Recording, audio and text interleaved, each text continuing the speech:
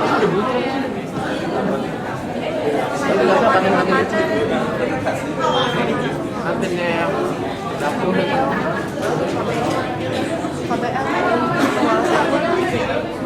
Paling cepat tuh depan.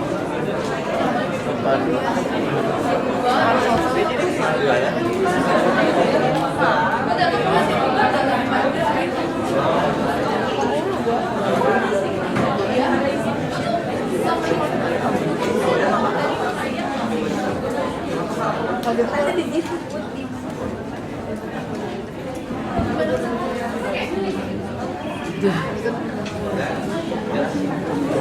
Lu tahu mau ada kuis tas?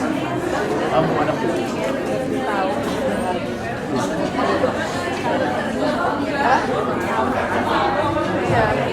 Itu datangnya udah lumayan deh pagian, cuma gue tadi di toilet dulu buang ingus sampai kering rambut, begitu masuk udah kuis ya.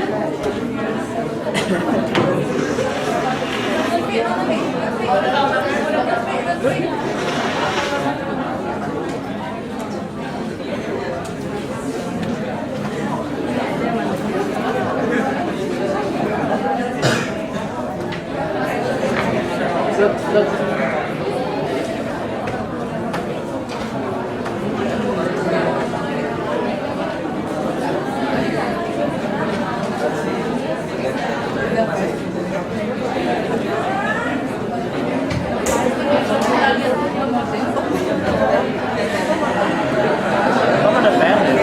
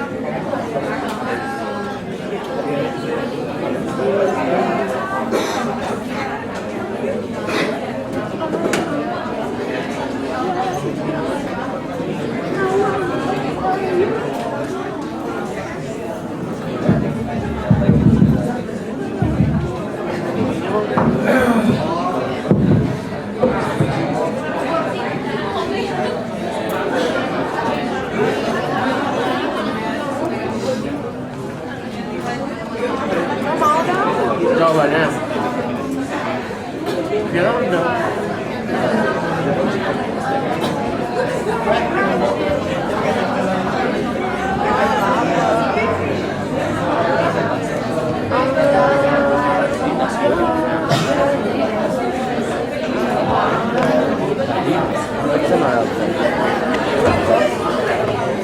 ngapain Zah? Apa belum? ada lagi. Gue liat punya ada. Yo, Buru gue kasih fotonya aja. nggak bawa handphone. Nah, ini gue handphone. Gitu. Ada. Juga. Kita harus pakai baju Maros Camp ya? Ada. Ada. Kalau pakai baju hitam, salah dulu. Apalah. Tuh ada teman Christopher. Kotak-kotak apaan sih kalian? Kotak-kotak apa? Oh berarti benar kalau nggak bawa baju pakainya kotak-kotak. Oke.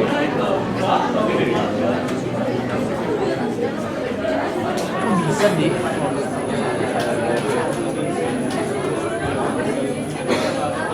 Apa dulu nih? Ini bener.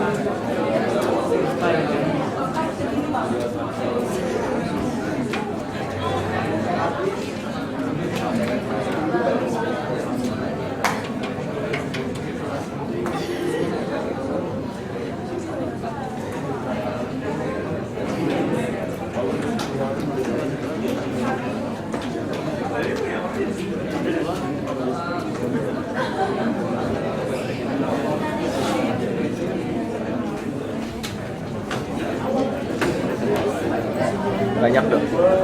Gas.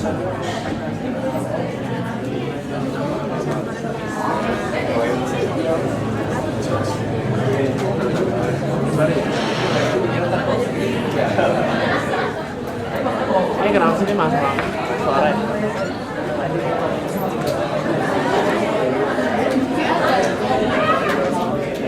Beli kota lagu. Beli apa? Sandal lah. Ya terserah sih lo orang Bali. Beli sendiri. Masalahnya kagak di Bali. Kalau gue di Bali gue beli. Lo kalau ke Bali bawa pulang ya fotonya.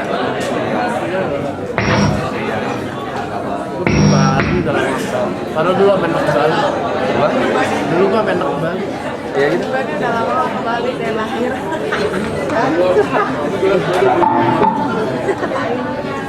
Dulu gua main ke Bali tuh. Sampai bolak Bali.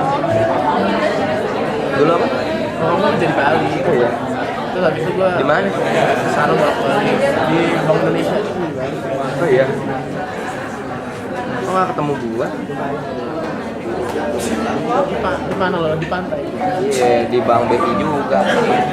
Hah? Di Bank BI-nya juga gua nongkrong biasanya. Nongkrong. Kita berasa sama ya tuh. Iya.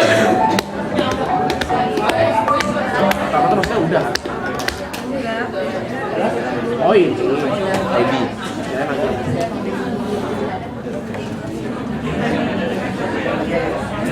Mana katanya ada yang nunggu.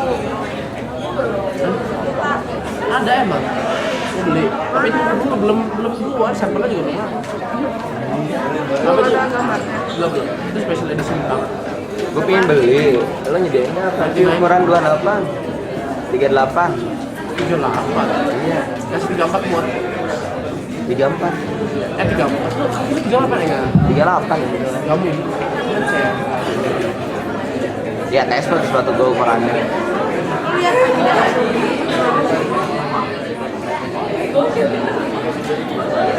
Lu udah berapa tahun suka sama bunga, masa lu nggak tahu sih?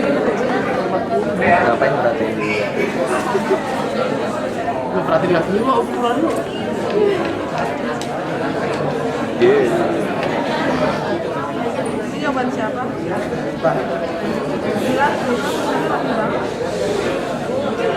Ya kalau miring diulang. Oh ya? Ngawur.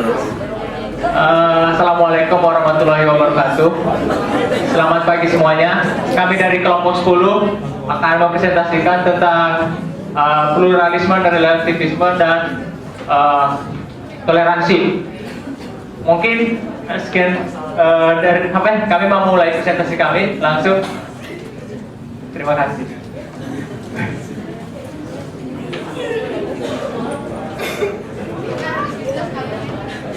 Jarang banget. Endias.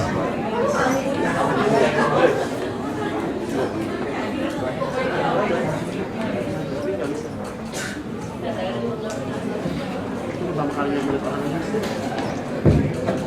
Dok. Jadi umurnya 90.000 juga. Nanti juga ya.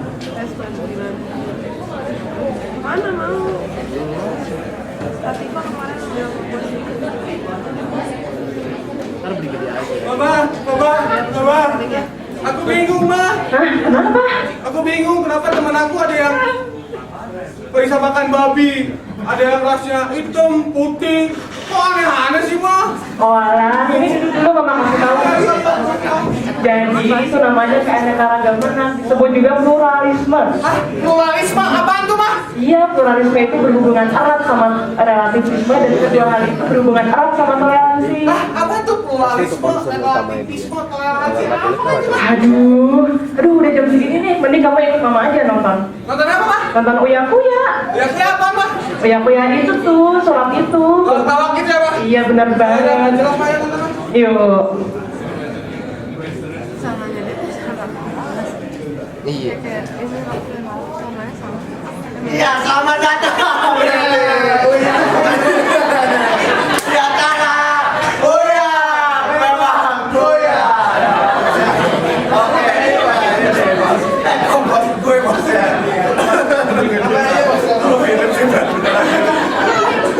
Oke, jadi seperti biasa, balik lagi Cik Rima. Kita akan mencari orang-orang yang akan menceritakan kisah cintanya. Langsung aja, Bos. Oke, dari kiri dulu ya. Dara, kamu selingkuh? Enggak. Itu siapa? Itu siapa? Ih, kesel banget deh. Kamu tuh apaan sih? Aduh.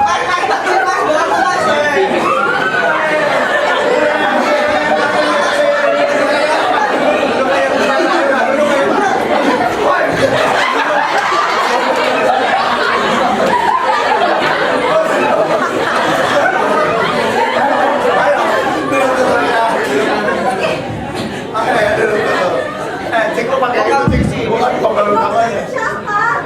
Oke, ya. Nah ini dia. Tadi kenapa nih berantem? Iya. Aku diselingkuhin sama dia pacar aku. Oke, sabar ya. Aduh. Bakunya goyang-goyang. Oke, jadi ini ya. Kita kan lagi di PPJ ya, nggak ada yang tahu. Dan boleh perkenalin dulu. Ganes. Baren. Nabila. Oke, jadi Ganes, Nabila, dan Baren ini teman atau gimana?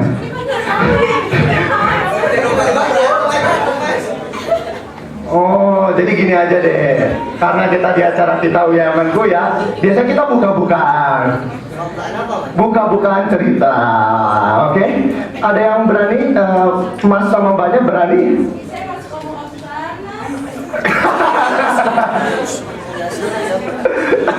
Kalau Masnya berani nggak? Buka-bukaan juga ya. Kalau Mbaknya? Berani aja ya. Berarti nggak ada yang ditutup-tutupi ya. Oke, jadi Mbaknya nggak berani ya? Oh. Apa? Itu siapa? Udah ya. Oke, jadi sekarang kita awali permainan kita. Oke. Langsung aja masnya ya. Ntar kita akan relaksasi ya. Oke, relaksasi. Siap? Bukan ya. Oke. Ini legain dikit. Nah, siap. Oke, ini ada tisu di sini. Oke, setiap tunggu bentar ya.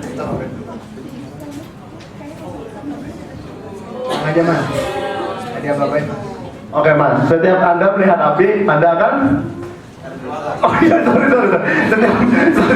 Setiap Anda melihat api, Anda akan tertidur. Oke, Anda akan terrelaksasi dan masuk ke dalam alam bawah sadar Anda. Oke, siap mengerti? Oke, setiap Anda melihat api, oke?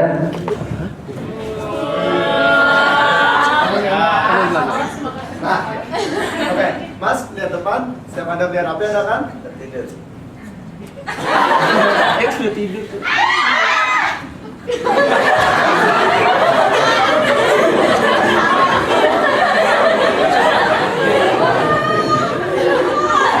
Oke ya.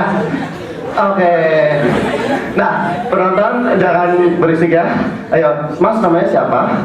Baren ya. Nah, jadi di sini adalah sudah presentasi. Jadi ini semua adalah kebenaran yang Mas omongkan. Mas jangan jatuh-jatuh. Yang Mas ceritakan adalah kebenaran. Jika Anda mengerti, anggukan kepala Anda. Oke. Mas umurnya berapa? 19. Jangan ntar kebangun ya. Ntar gak balik lagi. Oke. Nah Mas, sekarang ingin tanya, sebenarnya tadi datang ke sini sama siapa sih? Sama pacar saya, Mas. Oh, nah terus satu lagi yang ngelabrak apa? Itu juga pacar saya. Oh, Ya, Mas. jadi Mas punya pacar 2 ya? Enggak cuma 2 sih. Oh, enggak cuma 2. Masih banyak lagi. Cuma masih banyak lagi ya? Iya, Mas. Oke, boleh tahu nggak berapa banyak? Waduh, saya sendiri juga nggak ngitung, Mas. Oh, berapa banyak tuh? Mas ingat?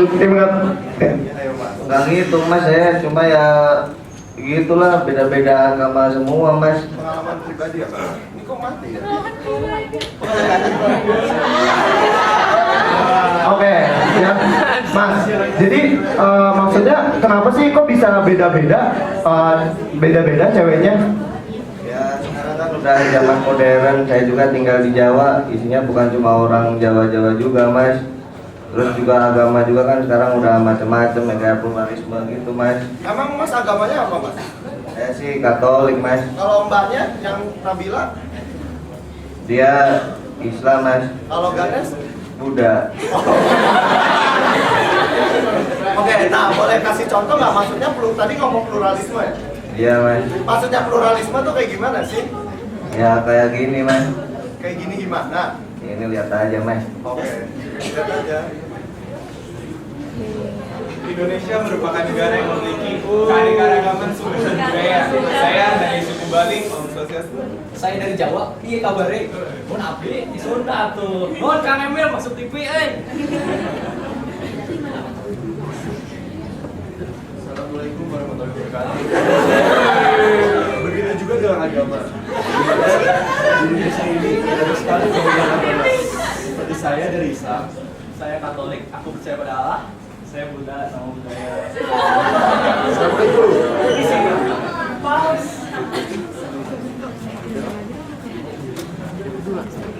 Nah, itulah yang namanya pluralisme. Jadi pluralisme itu suatu pandangan yang mengakui dan menerima adanya keanekaragaman dalam suatu masyarakat. Jadi nggak heran teman kamu ada yang suku Sunda, suku Jawa, suku Batak, hingga Dayak, agama Islam, Hindu, Buddha, Katolik, Kristen. Itu namanya keanekaragaman gitu. Yaudah yuk kita nonton lagi. Ya udah mas, kayaknya udah cukup ya ceritanya ya. Benar nggak, Cik Ripa? Benar, Bos. Cukup aja bos. Oke, cukup ya. Cukup aja, Mas. Soalnya sudah banyak mendengar ceritanya. Jadi ketika saya menghitung mundur 3, 2, 1, maka masnya akan melihat sebuah pintu dan masnya akan datang ke pintu tersebut dan melihat betapa semangatnya Anda. Oke, dan Anda akan datang kembali ke dunia itu. Oke, jika Anda mengerti, anggukan kepala Anda. Oke, pada hitungan ketiga, 3, 2, 1, maka penonton akan bertepuk tangan dan Mas akan terbangun. 3, 2, 1. Kamu kurang ajar, kamu jadi ikut kamu nih. Pacar kamu begitu kan? Oke. Tenang dulu ya, sekarang banyak ya. Ayo Mbak relaksasi dulu. Oke. Cik, ayo Cik kerja Cik. Oke ya. Jadi seperti yang saya sudah sebutkan, jika Anda melihat api, Anda akan tertidur. Oke, jika Anda melihat api, Anda akan Oke. Anda akan melihat api dan Anda kan?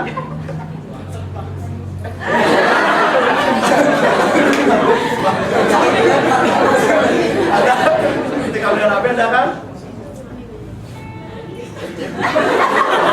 Anda mau ketakutan ya?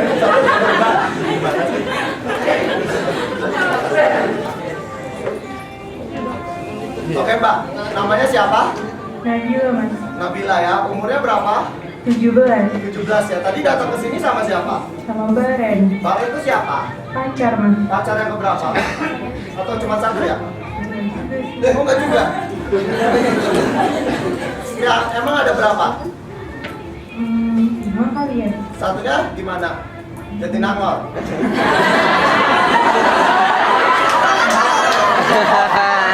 Bukan ya? Itu mantannya. Wah, agak berat sih mas. Oh ya, oke. Nah sekarang kita tadi katanya Mas Barennya tuh agamanya Katolik, bener nggak Mbak? Bener. Mbaknya agamanya? Islam. Nah kalau misalnya pernah dengar nih dari cerita-cerita orang, dari TV segala, katanya nggak boleh tuh pacaran beda agama. Ya tergantung orangnya juga sih mas. Cara orang tuh beda-beda. Ya relatif itu. Relatif ya? Ya. Maksudnya relatif tuh kayak gimana sih? Ya pandangan orang kan ada juga yang bilang pacaran beda agama itu boleh-boleh aja, terus ada juga yang bilang nggak boleh, itu tergantung pemikiran orang juga. Bisa kasih contoh konkretnya nggak, relatifnya tuh gimana? Ya contohnya kayak pengalaman saya di sini mas.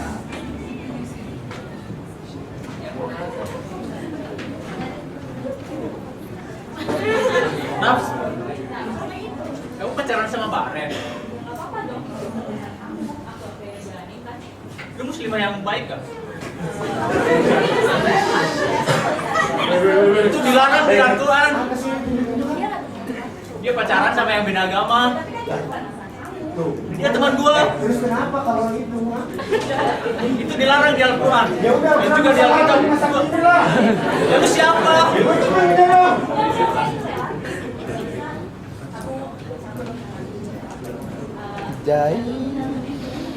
Ya udah, pokoknya gua udah peringati lo ya.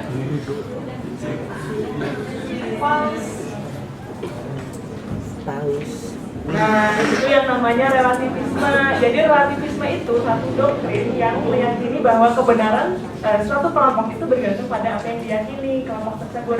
Dan kebenaran itu tidak dianggap benar juga sama kelompok yang berkeyakinan lain. Nah, relativisme itu ada negatif sama positifnya. Negatifnya itu kayak Mbak tadi, dia nggak punya suatu standar universal untuk menyatakan kebenaran mutlak, karena dia pikir kebenaran itu bergantung dari segi mana dia melihat. Nah, positifnya relativisme membuat kita harus menghargai keberagaman. Nah, relativisme menghancurkan pluralisme. Kenapa? Karena pluralisme mengatakan bahwa ada kenyataan keagamaan dan filosofi yang berbeda-beda. Namun relativisme menyatakan bahwa kenyataan tidak ada yang berbeda-beda, namun hanya ada satu kenyataan yang pasti dan akan menyelesaikan semua kepura-puraan. Gitu. Nah, yaudah yuk kita nonton lagi. Oh, jadi gitu ya Mbak Nabila ya. Itu kejadiannya kapan itu? 3 tahun lalu mas. 3 tahun lalu ya. Teman yang satu yang ngedukung siapa namanya? Namanya Jenny. Jenis yang ngelarang? Jai. Aku tahu sih.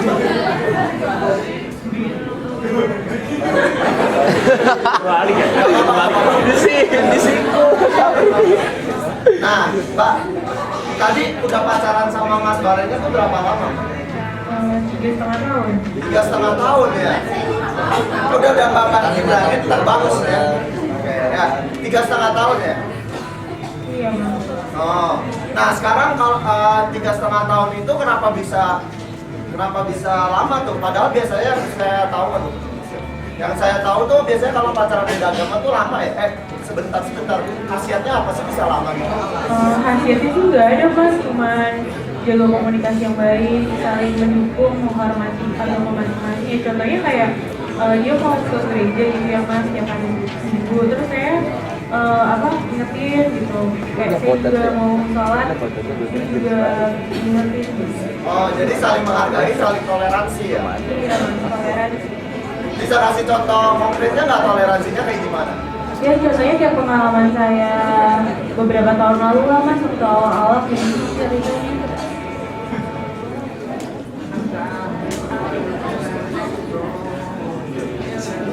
Halo? Halo. Kamu di mana sih? Aku di rumah. Hari ini kan hari Minggu pagi, yuk mau jalan-jalan. Aku nggak bisa. Ya Aku mau kerja kenapa? nih. Aku mau kerja nih. Kali aja, please. Tapi kan kita dari awal juga udah ada kesepakatannya, kita ada toleransi. Nah, nanti sedikit kita nonton yuk. Oh iya ya, toleransi. Ya udah deh. Yuk. Kali ngomong gitu. Nah, kalau ini contohnya toleransi. Jadi toleransi itu sikap kita menghargai keberagaman dari suatu kelompok. Nah, jadi teman kamu yang berbeda-beda itu kamu harus toleransi. Agar bisa berdamai dengan semua orang. Itu yang namanya toleransi. Udah ngerti? Udah mah ngerti, jadi aku toleransi sama teman-teman. Iya, bener banget. Ya udah yuk kita lanjut lagi. Sepertinya sudah ya. Cukup lah bos. Oke. Pusing bos. Mbak Nabila masih mendengarkan suara saya. Ketika iya, anggukkan kepala Anda. Nah, Mbak Nabila dalam hitungan ketiga maka penonton akan bertepuk tangan dan Mbak akan terbangun lagi dan akan masuk ke dunia ini lagi ya. Dan Anda akan merasakan lebih semangat dan lebih apa Mbak? Ya, lebih semangat lagi. Dalam hitungan ketiga, 3, 2, 1. Mbaknya punya pacar berapa? Oh, 1 ya. Kan saya 5. Nah, sudah ya, udah. Ini diselesaikan di rumah saja ya. Ya, terima kasih Mbak Nabila, terima kasih Mas Baren, terima kasih Mbak Gani. Oke, cukup bos, sudah cukup. Ya, pemirsa, sampai jumpa besok di acara yang sama. Di Kuya emang, Kuya.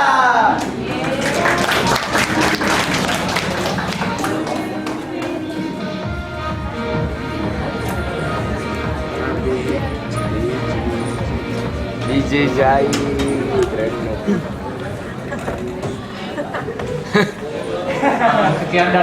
Sekian presentasi kami. Kalau ada pertanyaan dari teman-teman atau masukan, silakan.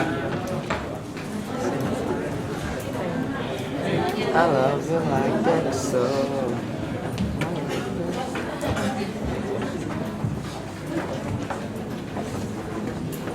Gak ada.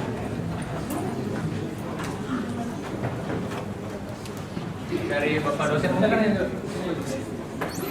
Silakan Anda tanya dulu. Sesuai dengan tadi ya, kuis tadi Anda. Tuliskan, ini jawabannya. Nah itu disambungkan dengan ini. Nanya silakan.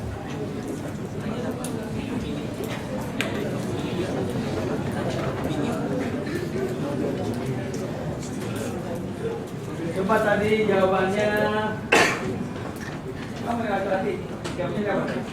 Jawabannya buku tadi. Jawabannya apa tadi? Oke. Depan.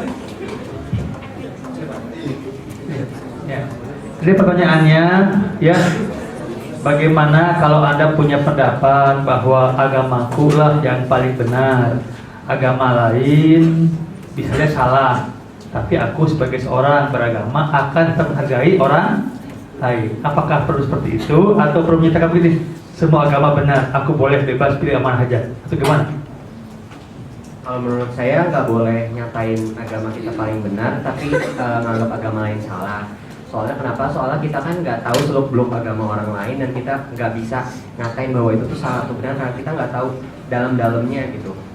Nah itu terus kalau misalnya masalah kita bisa menghargain agama lain atau enggak, kalau menurut saya dengan menganggap agama orang lain itu salah dan agama kita paling benar itu kita nggak bisa dengan hal itu kita tidak menghargai agama orang lain. Yang berbeda jawabannya? Depan, silakan. Nggak apa, beda nggak apa-apa. Senengnya? Senengnya, tidak saja. Ada yang mau apa nggak ya?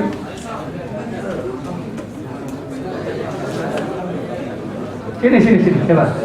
Wakili, nggak apa-apa silakan. Ayo ke depan. Salam minta 5 orang ke depan. 1, ayo. Nggak apa-apa. Kamu juga sini. Kamu sini. 2. Kamu yang rambutnya pirang sini. Sini. Sini. Ayo sini kamu. Ayo, silakan. Sini 1, 2, 3. Ada. Ketan pirang. Tenang. Blon.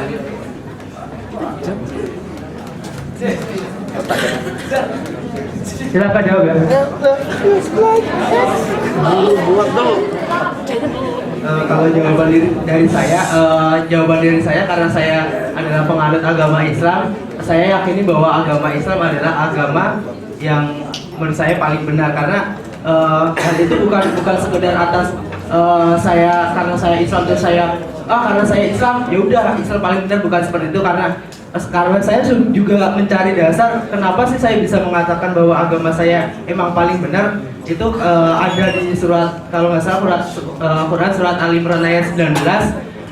Di situ dikatakan bahwa Islam adalah agama yang diridhoi oleh Allah. Jadi atas dasar itulah saya mengatakan bahwa agama saya paling benar. Tetapi saya juga tidak mengatakan bahwa agama yang lain salah. Saya hanya menganggap karena saya Islam ya agama itulah yang paling benar bagi saya. Tapi saya tidak menyalahkan tentang agama lain seperti apa, ibadahnya seperti apa, saya tidak menyalahkan. Tapi karena ini adalah suatu keyakinan ya ini yang saya yakini gitu. Kalau jawaban saya sih tipikalnya nggak beda jauh ya sama Santos. Kalau dibilang agama mana yang paling benar, emang nggak ada agama yang paling benar gitu. Karena agama itu kan buatan manusia kan, dan manusia punya persepsinya masing-masing. Ada yang namanya pluralisme itu. Jadi kalau dibilang agama yang paling benar, ya ada agama yang paling benar, tapi buat siapa? Agama yang paling benar buat saya beda dengan agama yang paling benar buat Anda. Jadi itu benar-benar relatif, dan menurut saya naif sih kalau orang mau bilang nggak ada agama yang paling benar, agama gue bukan yang paling benar, itu naif sih. Soalnya biar gimana juga orang pasti ngerasa agama yang dia anut itu adalah yang paling benar. Ya iyalah, kalau nggak akan dia anut dong, gimana? Jadi menurut saya sih nggak masalah kalau orang menganggap bahwa agamanya paling benar, tapi selama dia berpikir begitu untuk dirinya sendiri dan tidak mengganggu kehidupan orang lain gitu. Jadi kalau dia mau percaya sama itu dan dia menganggap itu paling benar, ya udah turutin aja, tapi nggak usah maksa orang lain untuk merasa itu paling benar, karena orang lain pun punya persepsi yang seperti dia dengan agama yang lain. Bukan, terima kasih. Silakan dulu. Ya, jadi mengatakan agamaku benar itu ada 2. Ada karena keyakinan saja, doktrin. Ada yang kedua karena dia rasional, masuk akal, jelas aslinya. Di 2, bisa doktrin saja, atau yang kedua bisa karena dia penelitian argumentatif. Tapi gini, nah sekarang bagaimana sih menurut pendapat para ahli agama? Dalam agama Islam, kata dia oleh siapa tadi? Bahwa kata dia tadi dengan Al-Qur'annya mengatakan bahwa Allah meridhoi agama Islam. Juga dalam Kristen kalau nggak salah, dalam Katolik Kristen tidak ada yang bisa sampai ke Tuhan Bapa kecuali melalui Yesus. Ya? Jadi kalau begitu yang lain dianggap tidak bisa sampai kepada Tuhan apa? Kalau tanpa melalui Yesus. Sebetulnya bagi Anda justru harus punya keyakinan bahwa agama aku adalah agama yang paling benar. Tetapi yang titik beratnya adalah yang penting toleransi ini.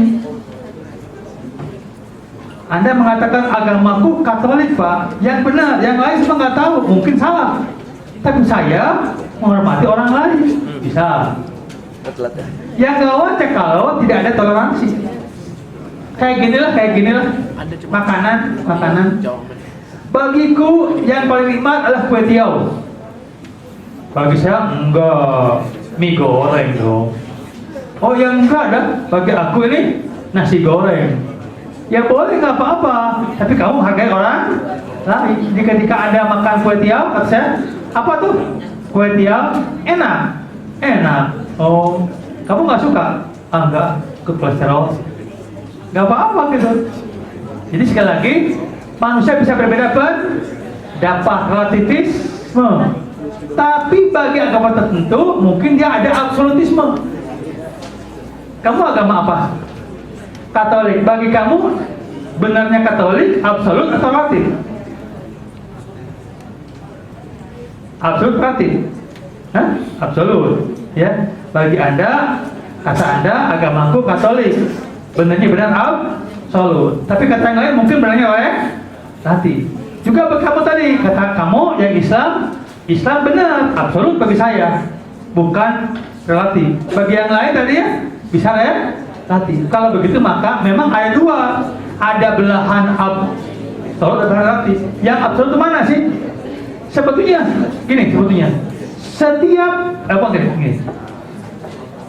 setiap agama dianggap pasti benar oleh penganutnya masing-masing. Tadi kan? Ulangi sekali lagi. Setiap agama dianggap paling benar oleh siapa?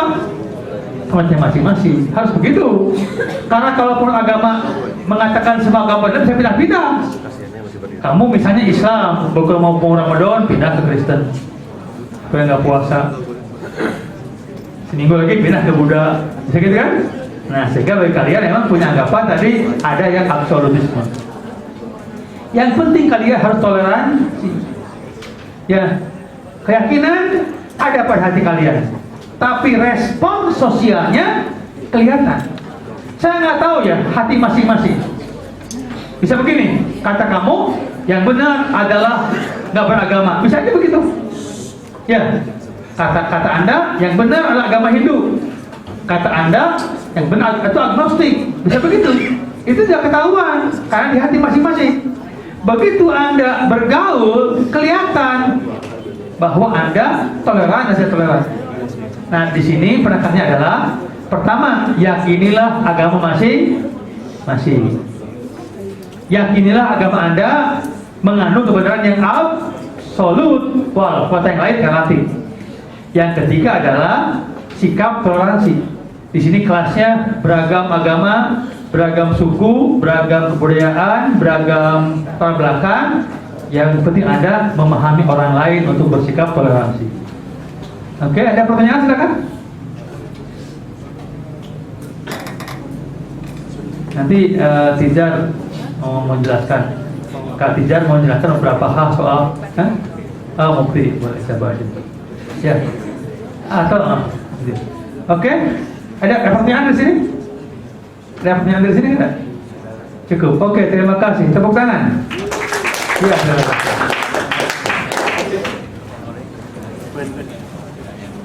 Ini bawah.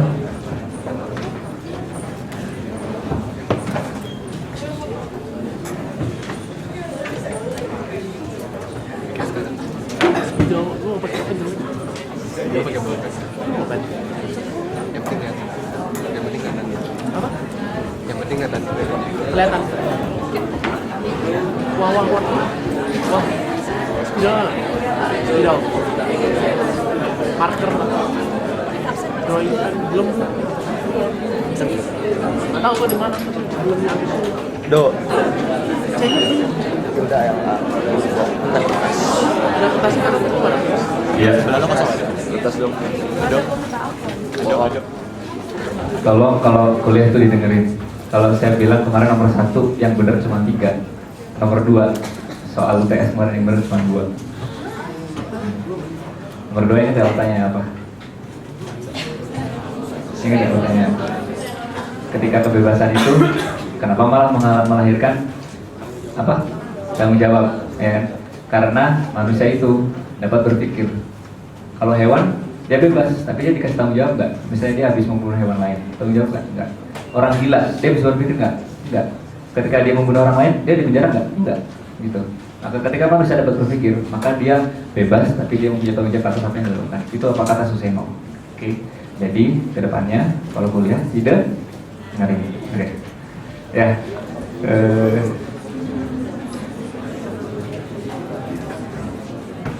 Lanjut tuh.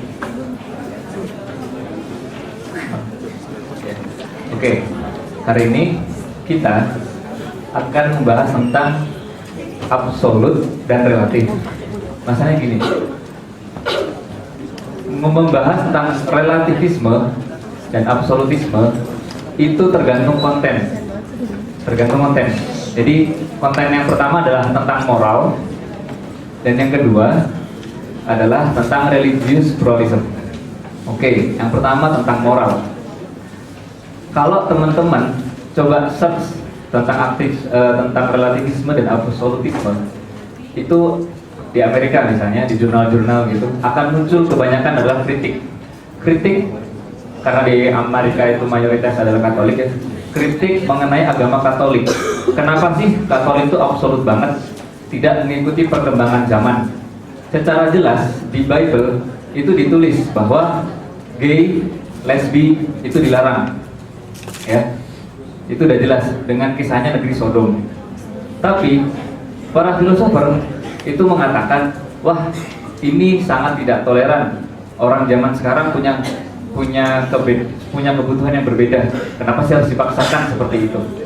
Itu kritik yang pertama. Yang selanjutnya ada juga tentang agama Hindu di India.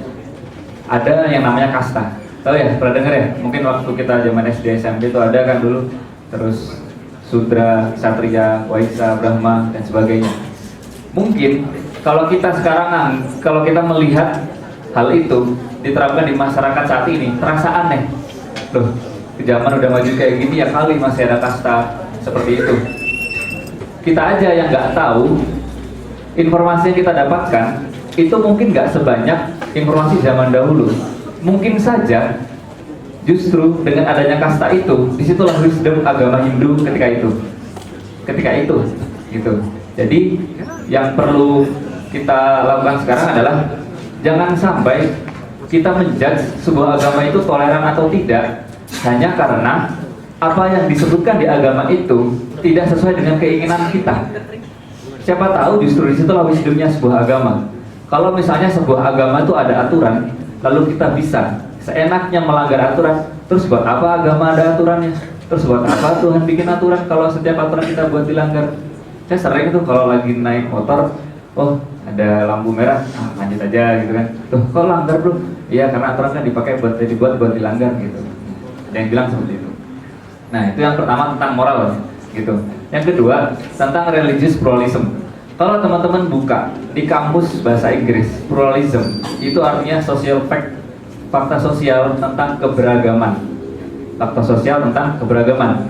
Sebuah negara punya suku yang berbeda-beda, punya agama yang berbeda-beda, punya budaya yang berbeda-beda. Itu fakta sosial gitu.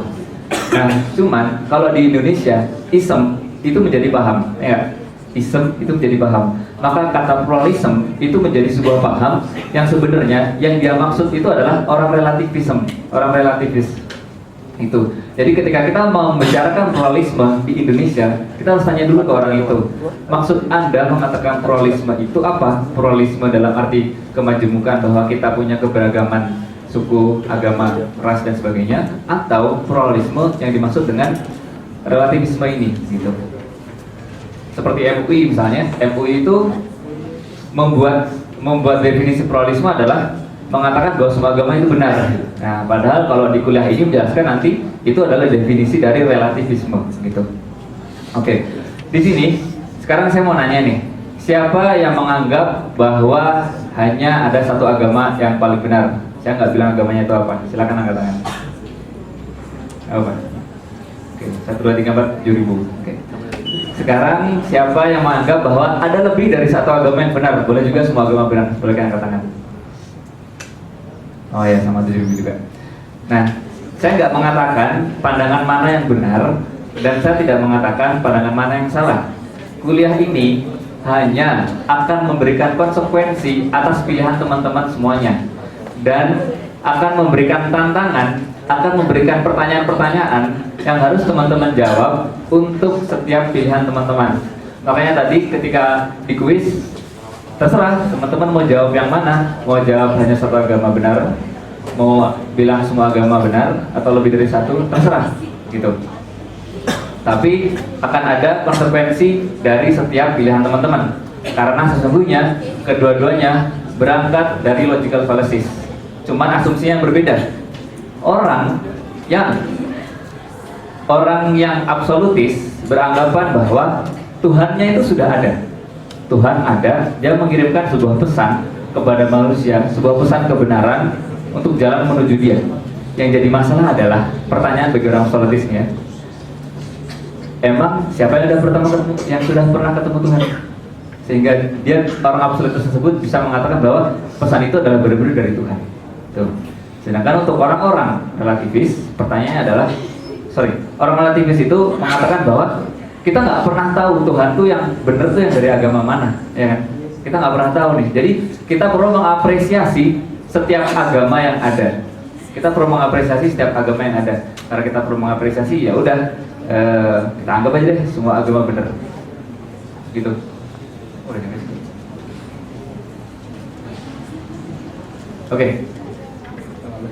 Oke, ya jadi gini. Kita balik, ini tadi baru pembukaan ya. Saya lagi ngomongin tentang konten. Jadi ada dua, tentang moral dan tentang religious pluralism. Oke, sekarang kita masuk ke yang moral. Di moral absolutism ini, pertanyaannya adalah, apakah dasar dari sebuah hal itu disebut bermoral dan disebut immoral gitu? Apakah berarti setiap orang yang absolutis itu pasti tidak toleran, pasti kaku? Dan apakah setiap orang yang relativis itu pasti toleran, pasti fleksibel? Atau ada nggak sih sebuah agama yang dia tuh entirely, seluruh ajaran agamanya itu absolut? Atau sebaliknya, seluruh ajaran agamanya itu relatif gitu? Atau malah sebaliknya, dia gabungan dari keduanya, ada yang absolut dan ada relatifnya gitu. Nah, kalau ini komposisi dari beberapa agama, dari kebanyakan agama kurang lebih seperti ini. Ada bagian absolutnya, ada bagian relatifnya. Bagian absolutnya itu sesuai urutannya tuh, dari paling atas adalah dari Tuhan. Tuhan itu dianggap suci, Tuhan itu tidak boleh salah, maka Tuhan itu absolut gitu. Karena Tuhan itu absolut, Tuhan itu menyampaikannya lewat apa? Lewat kitab suci. Makanya kitab itu disebut suci, karena itu dari Tuhan, nggak boleh ada yang salah dari situ. Nah, ketika menafsirkannya atau dia mengirimkannya lewat profetnya, lewat utusannya, gitu kan? Lewat utusannya yang itu memberikan penjelasan tentang apa yang diberitahu oleh Tuhan, dan bisa jadi di situ ada faktor humannya, bahwa manusia itu bisa salah, bisa lupa. Dan ketika utusannya itu sudah tiada, maka dilanjutkan oleh orang-orang religiusnya. Orang-orang religiusnya pun ada kemungkinan untuk salah dan lupa. Maka pada bagian itu ada bagian-bagian relatif. Pokoknya dijelaskan dari Tuhan, bila apa ada yang dalam kitab suci itu tidak ada, maka dijelaskan oleh utusannya. Dari kitab dan dari utusannya itu ada yang kurang lengkap, dijelaskan oleh orang-orang yang dianggap memiliki ilmu lebih di agama tersebut. Oke, seperti itu. Nah, konsekuensinya, jika sebuah agama itu entirely absolute, sangat ngekang, sangat tidak fleksibel, kemungkinan tidak akan ada orang yang memeluk agama, karena ya udah sangat tidak bebas gitu kan. Atau sebaliknya, kalau sebuah agama itu sangat relatif, sok mau dilakuin boleh, enggak juga boleh gitu kan. Makanya buat apa ada agama, yang tadi saya bilang, buat apa Tuhan bikin aturan kalau ternyata kita nggak melaksanakannya gitu. Nah sekarang pertanyaannya adalah, bagian mana dari sebuah agama yang itu adalah absolut, dan bagian mana dari sebuah agama yang itu adalah relatif? Oke. Nah, kita masuk ke bagian yang kedua, religious pluralism. Tadi saya membagi dua, ada orang absolutis dan orang relativis. Orang absolutis mengatakan bahwa hanya ada satu jalan menuju Tuhan, hanya ada satu kebenaran untuk menuju Tuhan. Untuk itu kita, orang absolutis itu untuk itu dia mengatakan bahwa kita harus mengikuti jalan tersebut. Itu kata orang absolutis. Sedangkan kata orang relativis, nggak mungkin kita bisa tahu Tuhan itu yang mana. Untuk itu ya udah, kita harus mengapresiasi, kita harus ya udah memberikan apa namanya ya, memberikan kesempatan setiap agama. Kayaknya nih semua agama bener deh. Kita semua agama tuh menuju kepada Tuhan kok, gitu kan. Mungkin caranya aja beda-beda gitu kan. Jadi semua agama itu menuju Tuhan dan tidak ada jalan yang salah. Itu menurut orang relativis. Oke? Sampai sini nangkep ya? Nangkep ya? Kalau nggak nangkep bilang aja. Nanti saya ulang. Ya, ini adalah tantangan untuk orang-orang absolutis. Bagaimana orang absolutis ini bisa mengidentifikasi bahwa itulah pesan Tuhan yang benar? Bagaimana kamu tahu bahwa pesan itu ternyata tidak diobok-obok oleh orang-orang yang berkepentingan tertentu gitu? Bagaimana kamu tahu? Tuh. Yang kedua, pada basic apa kamu membangun kepercayaan atas hal tersebut? Atas kepercayaan bahwa hanya ada satu jalan menuju Tuhan, jalan yang benar itu. Terus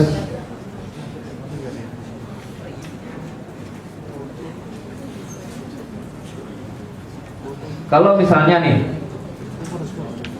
kita tahu bahwa agama Tuhan itu yang paling benar, jalan menuju Tuhan itu adalah agama itu yang paling benar, maka bagian manakah dari sebuah agama itu yang menuju kepada Tuhan itu? Kan tadi ada bagian absolutnya, ada bagian relatifnya. Itu pertanyaannya. Nah nih, challenge untuk relativism. Bagaimana kita tahu bahwa semua jalan itu menuju ke satu Tuhan yang sama? Ya, kalau saya boleh bikin analogi ya, biar simpelnya. Ini ada gunung. Ini. Tuhan itu ada di puncak gunung. God. Agama itu ada di bawah. Orang relativis beranggapan bahwa sesungguhnya setiap agama itu menuju ke satu Tuhan yang sama, cuma lewat jalan yang berbeda-beda. Gitu. Nah, tahu dari mana bahwa setiap jalan itu akan menuju Tuhan? Kalau orang yang pernah naik gunung, dia akan ngerasain, dia udah naik ya, kayaknya udah mau nyampe puncak, ternyata dia turun lagi. Ada yang pernah ngerasain nggak yang naik gunung? Pernah ya? Gitu.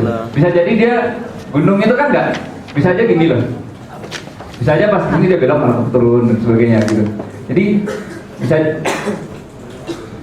yakin dari mana bahwa setiap agama itu menuju ke jalan yang paling puncak itu, menuju kepada Tuhan. Kalau misalnya setiap agama itu bisa dibilang benar, maka saya akan memberikan tantangan gini. Saya mau buat sebuah agama, namanya agama Culonisme. Dia punya ajarannya menggigiti manusia, ajarannya tidur di siang hari, berkeliaran di malam hari. Nabinya Edward Cullen gitu kan. Tuh. Mungkin pengikutnya cewek-cewek dan gay-gay gitu kan misalnya. Nah, pertanyaannya adalah, kalau saya membuat agama ini, kira-kira agama saya termasuk yang tadi dibilang benar itu kan? Agama saya boleh kan termasuk yang di sini? Nih saya agama Culonisme. Saya ngaku ini agama menuju Tuhan juga loh. Bisa nggak saya bilang kayak gitu? Ada yang mau jawab? Ada yang mau jawab? Nggak ada. Ada yang mau jawab?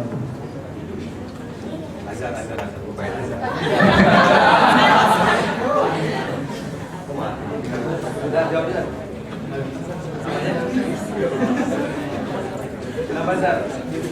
Agama mukti Culonisme salah, kenapa Zar? Salah katanya nggak ada dasarnya, Bok. Oh nggak ada. Oh nggak ada dasarnya. Oke. Ada yang Iya. Ada nanti saya bikinin kitabnya sendiri gitu ya. Oke. Ada yang berlawanan pendapat nggak dengan Azhar? Nggak ada ya. Oke. Sekarang saya nanya sama Azhar. Kamu mengatakan bahwa itu salah. Pertanyaannya, siapakah yang sebenarnya berwenang untuk membuat standar, untuk membuat parameter bahwa sebuah agama itu benar? Jadi, ya, parameternya apa sih bahwa sebuah agama itu benar? Apakah parameternya kitab suci, ajaran, terus nabi, terus ritual dan sebagainya? Kalau kayak gitu, saya juga bisa tuh bikin muktisme gitu. Tapi ya, apakah hanya itu saja gitu kan? Nah, kalau kayak gitu caranya, maka sesungguhnya, nih ya tadi pertanyaan lihat di paling bawah ya. Kalau kamu bilang culinisme itu tidak bisa dikatakan bahwa itu sebuah jalan menuju Tuhan, maka yang bikin standar itu siapa? Gitu kan? Ya, boleh. Akal sehat, ya. Setiap orang kan berbeda pandangannya. Standar setiap orang dalam pasangan. Orang itu dalam karena terus tapi berdasarkan dari akal sehat itu pemahaman akal sehat itu standar setiap orang kan berbeda. Karena itu karena pengaruh budaya juga. Ya, itu menurut akal sehat kamu. Menurut akal sehat yang lain beda-beda, ya kan? NIM berapa? NIM berapa? 874. Radian. Kalau misalnya ini agama dibuat, benar atau tidak? Ya, kalau misalnya si pembuat agamanya, si pembuat agama ini membuat agama ini kenapa? Kalau misalnya emang dia merasa cara-cara yang dia buat menjadi Hulenisme ini benar, ya mungkin di mata dia kalau gue melakukan ini akan mendekatkan gue Tuhan. Ya berarti kalau menurut dia benarlah untuk si orang tersebut. Cuma mungkin untuk saya yang tidak ikut ya itu, saya tidak bilang salah, cuma saya punya cara lain untuk mendekatkan diri Tuhan. Oke. Berarti kebenaran itu balik ke orangnya masing-masing. Tidak bisa dikatakan bahwa semua agama menuju ke satu Tuhan yang sama. Ya, setuju. Berarti tidak ada kebenaran universal, tidak ada sebuah kebenaran universal yang mengatakan bahwa setiap agama itu menuju ke satu Tuhan yang sama, gitu loh. Itu.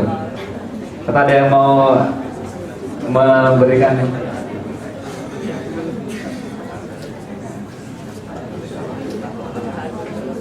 Nah, kalau misalnya nih kebenaran kan menurut kita masing-masing ya, boleh nggak pemerintah melarang culinisme?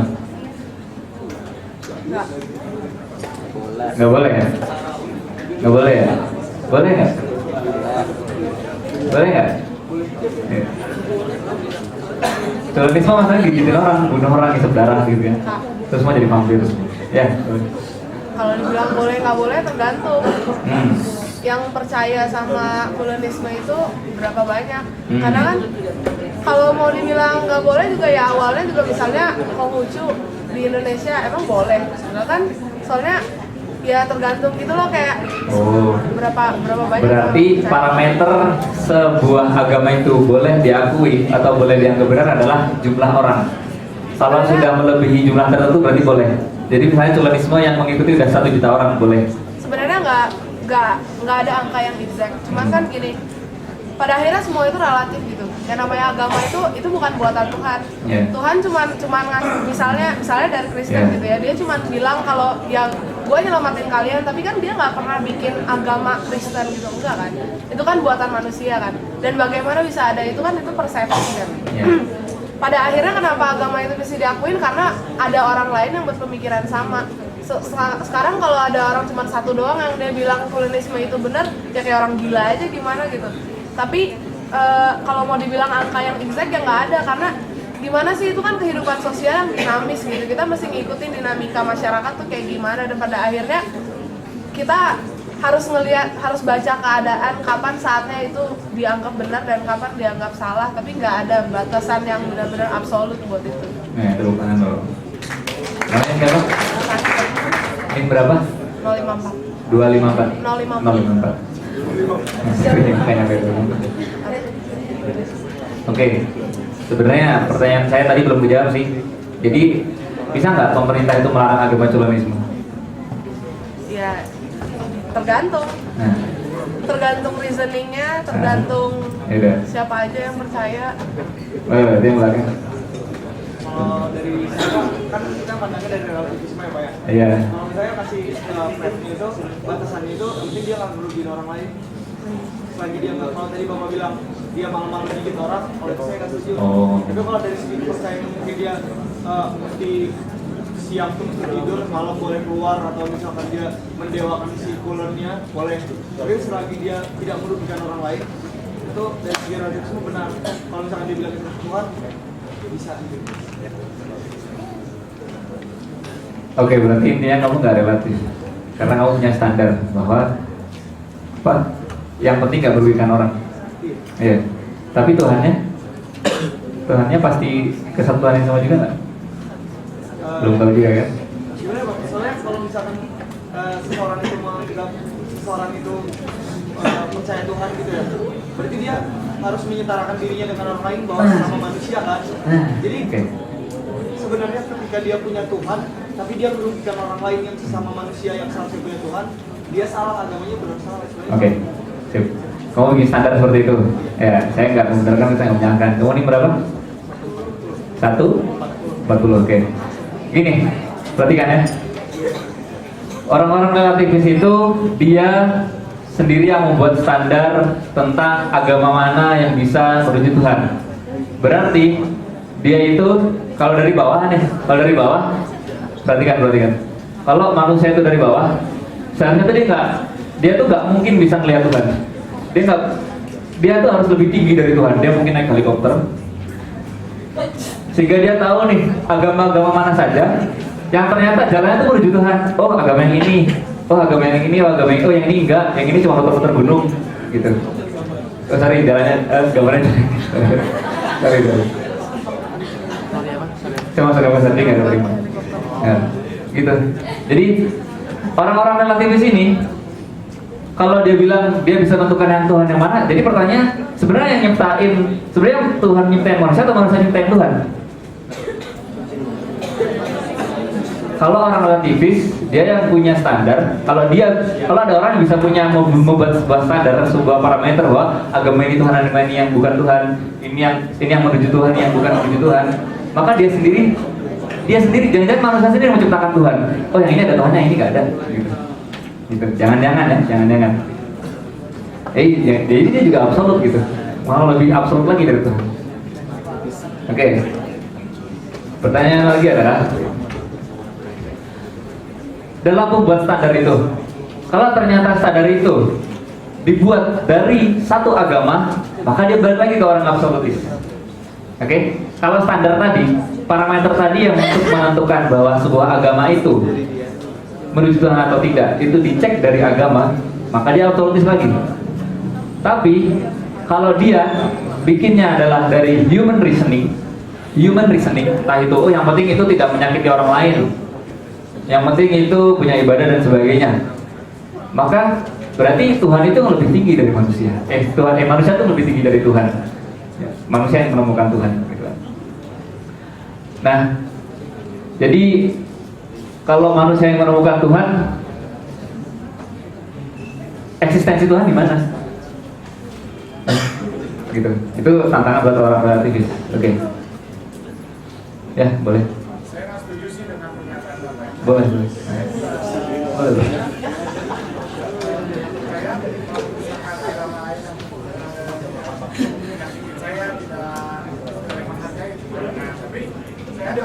Nggak percaya kalau misalkan kita yang memang menciptakan Tuhan, tapi Tuhan yang menciptakan saya. Oh bukan, saya nggak bilang kayak gitu. Saya bilang ini orang relativis yang mengatakan bahwa semua agama menuju Tuhan, maka konsekuensi dia akan seperti itu.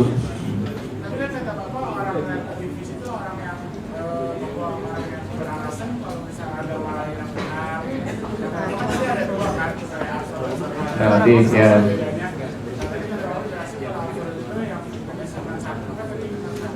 Cuma satu Tuhan, cuma satu jalan menuju Tuhan. Ada banyak jalan menuju Tuhan.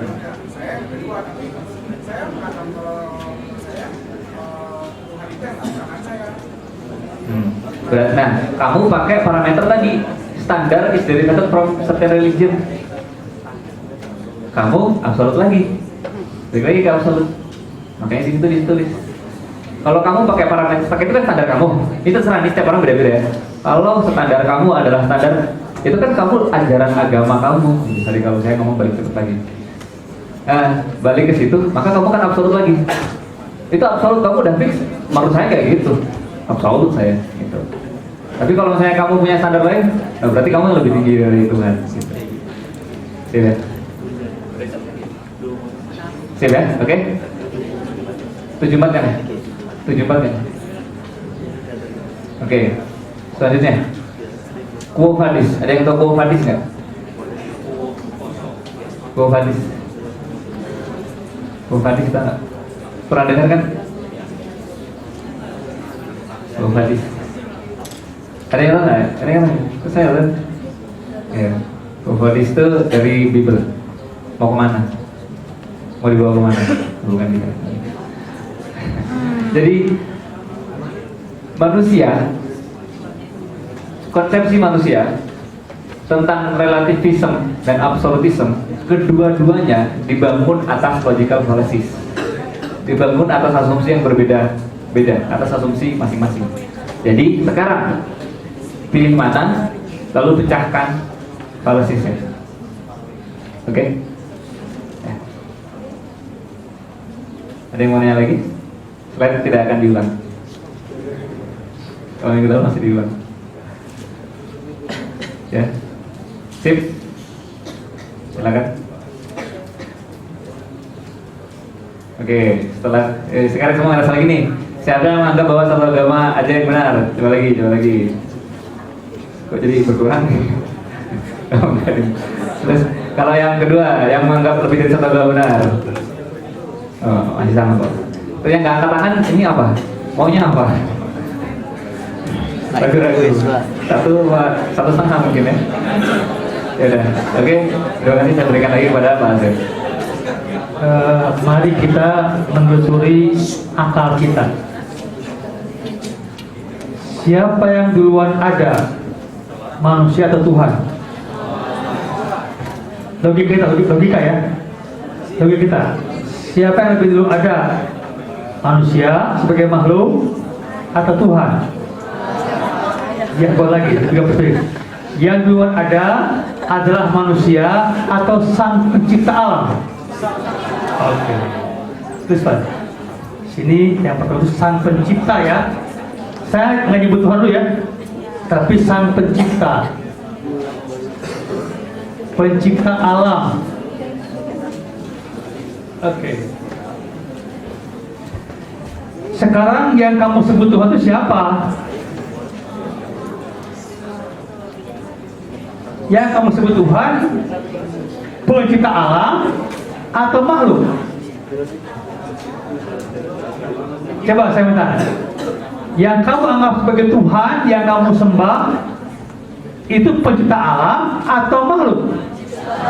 Oke. Pencipta alam. Oke. Tuh ya. Nah. Sekarang saya ambil agama Shinto. Nggak apa-apa ya. Agama Shinto menyembah siapa? Matahari sebagai pencipta atau yang dicipta? Yang dicipta. Kalau begitu kamu tadi tidak masuk pada dia ya, karena dia menciptakan, menyembah siapa?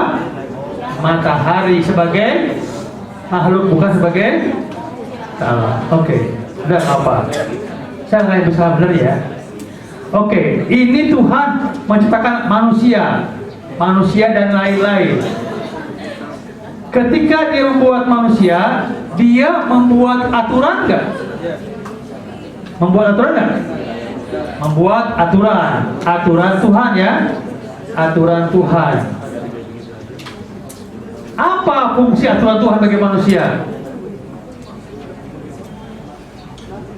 Logika. Oke, Tuhan menciptakan manusia. Pasti Tuhan punya aturan kan? Aturan untuk mengatur manusia. Apa fungsinya? Pak, tahu dari mana Tuhan bikin aturannya? Sebentar dulu, nanti logika. Mungkin nggak kita nggak buat aturan? Mungkin. Misalnya Anda membuat mobil Honda, buat nggak petunjuk guidance-nya? Enggak, maksudnya pertanyaan saya tuh, pernyataan Bapak tuh pencipta menciptakan manusia, terus pencipta menciptakan aturan kan? Nah, pertanyaannya? Tapi pertanyaannya secara logika, kira-kira Tuhan kuat ke mencipta aturan atau tidak? Logika kita kuat kemana logika? Tuhan membuat alam, titik, selesai. Atau yang kedua, buat alam dan aturannya. Mana lebih kuat logika Anda? Logika aja. Menurut saya lebih persepsi manusia sih. Enggak, percaya sekarang Anda. Oh ya. Kata Anda, kuat mana? Kuat Tuhan buat alam saja atau dengan aturannya? Kalau logika saya bilang aturan yang kita rasa aturan Tuhan itu persepsi manusia. Oke, itu otak kan? Otak. Jadi kata Anda, menurut persepsi Anda buat aturan kan? Itu maksudnya? Kuat mana sekali lagi? Kata logika Anda nih, Tuhan membuat alam titik atau buat alam dan aturannya? Tuhan membuat alam titik, kita yang punya persepsi. Kalau menurut Gimana? saya. Kalau menurut saya Pak lebih kayak Tuhan tuh ngeciptain alam tapi punya tujuan atau maksud, bukan dua aturan. Kalau misalnya aturan tuh kayak dia melalui perantaranya yang manusia yang biasanya kan ada itu udah dimana dia menurunkan aturannya yang untuk mengatur hubungan antar manusia dan hubungan antar manusia dengan Tuhan. Ukuran bumi, Jupiter, Neptunus pakai rekayasa atau kebetulan? Logika. Hah? Oke, logika kita ya. Tuhan buat bumi segede gini, Jupiter segede gini. Itu kira-kira kebetulan atau rekayasa? Logika mengatakan rekayasa. Aturan logika. Mungkin nggak Tuhan membuat apa? Manusia punya hidung, punya mata segede gitu, matanya nggak gede, bibirnya seperti itu. Kira-kira kebetulan atau diatur?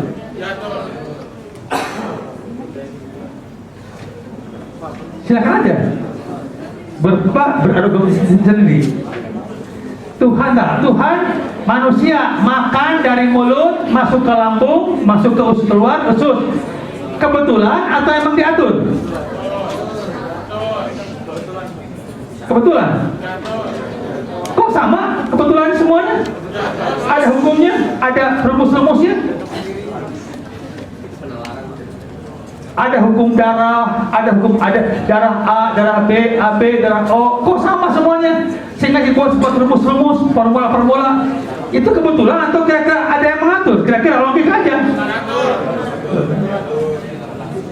Gimana? Ada yang lain? Oke. Kebetulan ada yang ngatur ya. Sesuatu itu selalu ada manfaatnya. Nah, kenapa manusia tadi kayak makan dari situ itu buat manusia agar pikir, belajar. Oke. Ini penciptaan. Ini proses mencipta. Ini punya tujuan. Ini punya manfaat. Untuk mencapai tujuan manfaat perlu proses nggak? Perlu proses? Ini proses diatur atau kebetulan?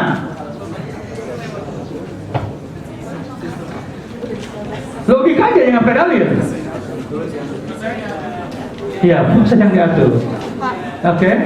Gini ya, saya sebenarnya agak bingung. Jadi yang mau Bapak sampaikan tuh intinya apa gitu? Karena belum. Nanti ke ujungnya jangan kesalahan. Soalnya gini, menurut saya seharusnya apa yang kita katakan itu bukan sesuatu yang Bapak paksakan untuk disalahin gitu. Karena sekarang pembelaan saya kalau misalnya aturan Tuhan dibilang udah ada, kenapa bisa agama ada macam-macam?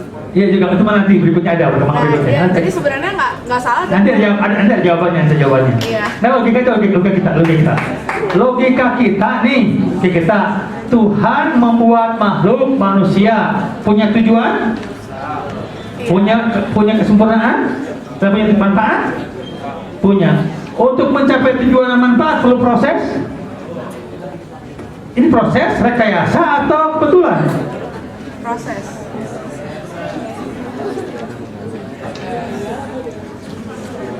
Oke, stop dulu. Terus manusia nih, punya manusia tadi ya, manusia oleh Allah sebutlah diatur ya, diatur dulu.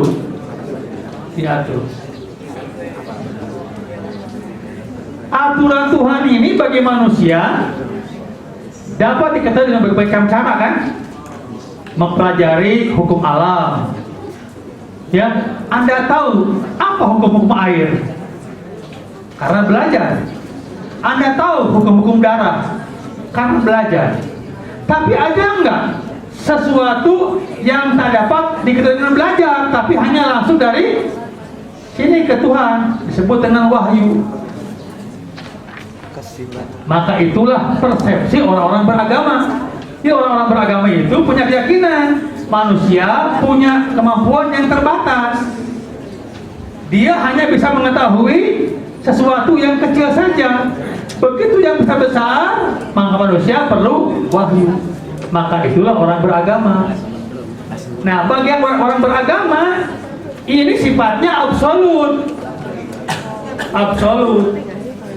Tapi begitu ditafsirkan, maka menjadi relatif, walaupun relatifnya tidak betul relatif. Sementara orang-orang yang menggunakan rasio saja, dia nggak mau pakai wahyu, dia cukup pakai rasio saja.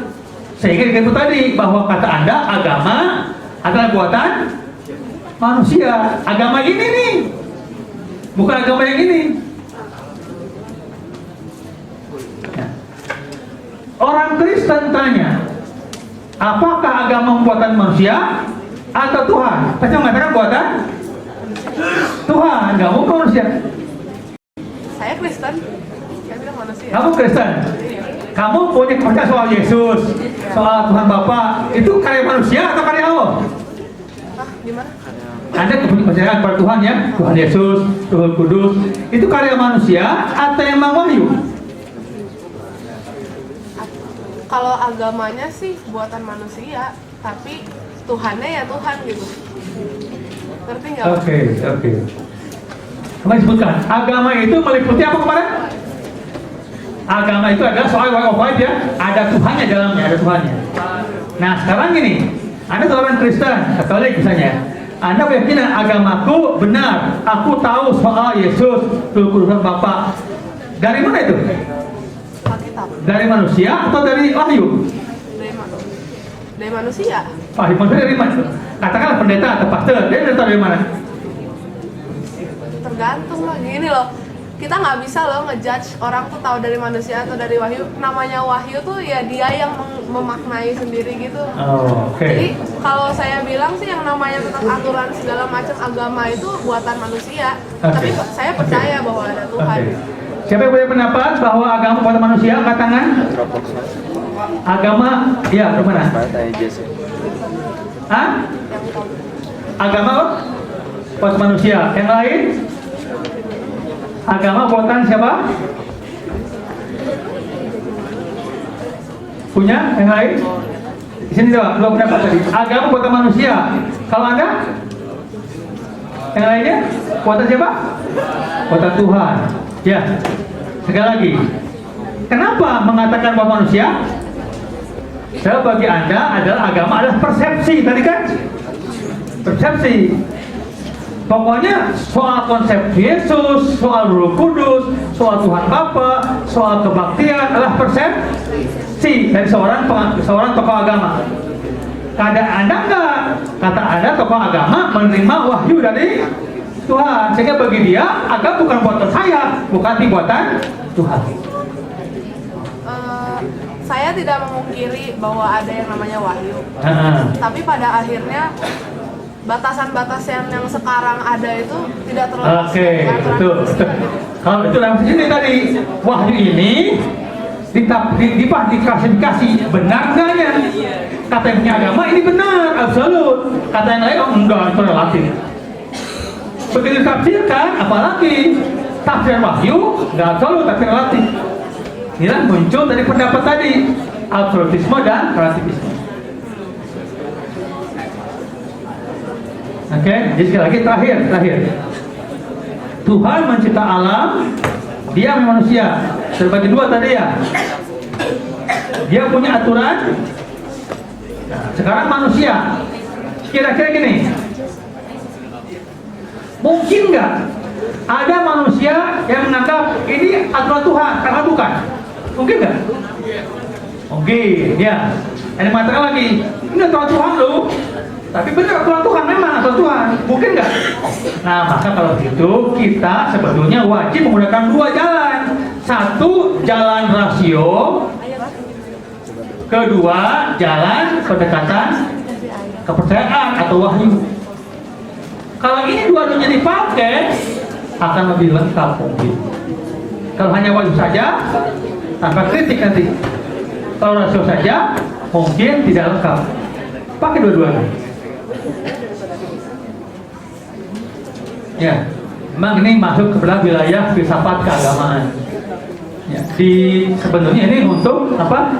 Untuk memperdalam reasoning saja sebetulnya. Tadi apa? Kalau di agama sendiri, percayanya agama bukan banyak. Agamanya bukan banyak. Ada yang mau tanya dulu nggak? Mas bukan? Nggak ada. Kalau nggak ada, saya mau mengumumkan nilai UTS.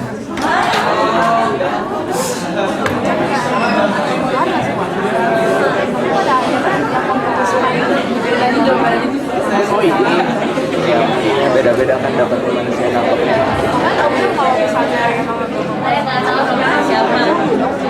Ya tapi nilai UTS-nya nggak perlu diumumin, nggak itu nanti. Ini untuk deskripsi kelas aja. Rata-rata asik. Jadi distribusi nilainya di gambar ini ya. Maaf saya belum sempat bikin di software statistik ya, jadi pakainya gini aja. Tapi secara umum jadi oh iya nih saya kasih angka ya. 20, 40, 60, 80, 100. Nilai paling besar 95 di sini. Inisialnya IWH. IGN.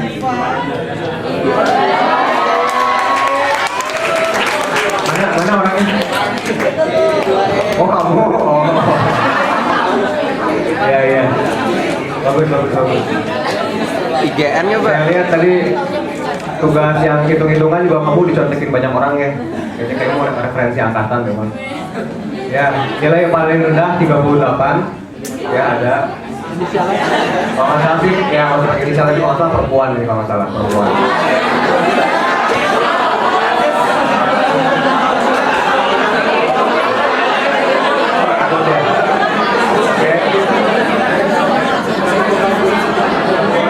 Modusnya 56 ya. Jadi nilai paling sering ya, nilai paling sering 56. Terus rata-ratanya itu 61,1. Sementara nilai tengahnya, mediannya 61,7. Ya, jadi memang ya sebenarnya kurvanya lumayan bagus bentuknya ya, tapi agak condong ke kiri karena setengah dari data itu ya lebih dekat ke nilai paling rendah ya daripada ke nilai paling tinggi gitu. Jadi kurang lebih seperti ini ya. Kuartil satunya 53, kuartil 2-nya 61, kuartil 3-nya 68. Ya. Jadi memang yang nilainya di atas 70 itu emang hanya seperempat ya, hanya seperempat. Dari kelas 3/4-nya itu nilainya di bawah 68 gitu. Yang mengingatkan kembali ya di silabus ya, untuk dapat nilai A itu harus di atas 85, AB itu 75 sampai 85, B itu 65 sampai 75 ya. Jadi silakan nanti di puasnya diperbaiki ya, di tugas juga dioptimalkan. Yang terkait tugas juga, jadi sudah periksa juga ya tugas individu. Tugasnya kan instruksinya adalah reflective writing ya, reflective. Oke. Nah, masih banyak ya, mungkin hampir 30%-40% kali ya, itu kalian masih literatur review gitu, bukan reflective writing. Nah, coba dicermati ya perbedaannya antara reflective writing dengan literatur review atau critical review ya. Karena yang kami minta itu adalah reflective writing gitu ya, bukan literatur review gitu. Jadi misalnya ini nih ada misalnya yang nulisnya orang Islam gitu ya, terus dia menjelaskan afterlife ya manusia akan dari alam barzah akan ke apa gitu kan. Itu namanya literatur review gitu ya. Jadi kalau Anda hanya masih mengutip kitab atau mengutip referensi menggambarkan afterlife itu apa, itu masih literatur review atau critical review. Nah, sementara yang kami harapkan itu adalah reflective writing. Nah, coba cari lagi referensi ya, definisi tentang reflective writing itu. Nah, sebagian sih sudah benar ya, sudah bagus menjelaskan refleksinya gitu ya. Nah, nanti untuk tugas individu yang kedua tolong dipastikan semua nulisnya reflektif ya, bukan literatur review. Gitu. Dari segala pandangan saya merasakan seperti ini. Nih, reflective writing bingung nggak sih? Iya, kayak lu ngomongin. Coba kalau dibahas Indonesia tulisan refleksi. Saya lagi berefleksi nih. Refleksi tau sih? Bukan pijat ya. Refleksi ya, saya merenung gitu. Coba kalian renungin nih, afterlife. Menurut agama saya, boleh kalian ngasih kutipan satu paragraf gitu di awal tulisan. Kalian itu untuk jadi bahan renungan. Oh, kalau afterlife gini, berarti aku tuh dalam hidup ini harusnya aku tuh gimana sih? Aku tuh ke orang lain gimana sih? Ibadahku harusnya gimana sih? Udah cukup belum sih bekalku? Kalau udah besok mati itu gimana? Gitu loh. Itu perenungan kalian, murni dari kata-kata kalian. Jadi kalau sampai ada yang nyontek, sampai ada yang sama, itu fail gitu loh. Ya.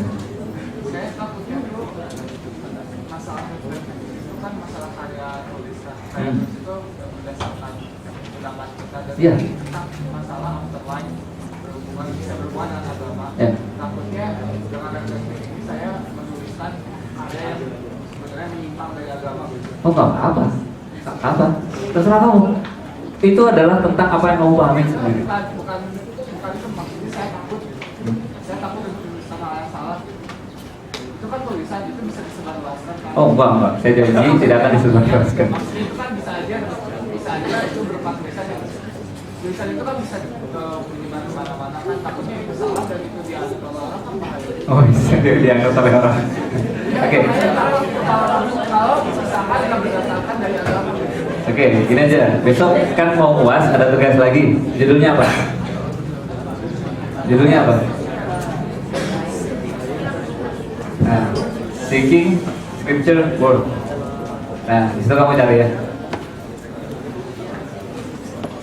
Misalnya gini, Anda sudah kuliah tadi ya dari soal absolut dan lain-lain.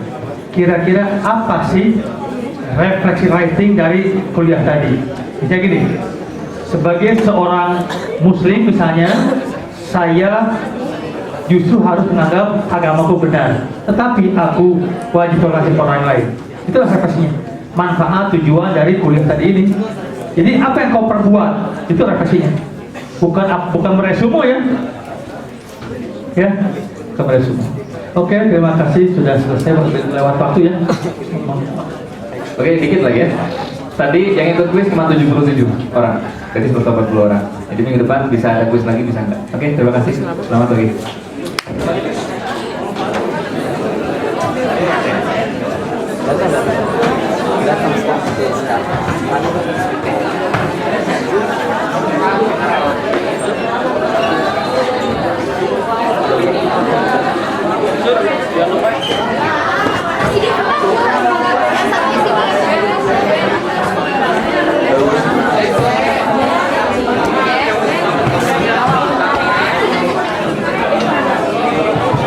Chris, Val, Christopher dong.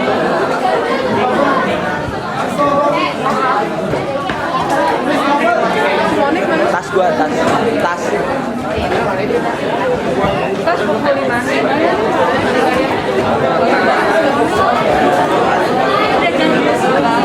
Mana ya? Udah banyak.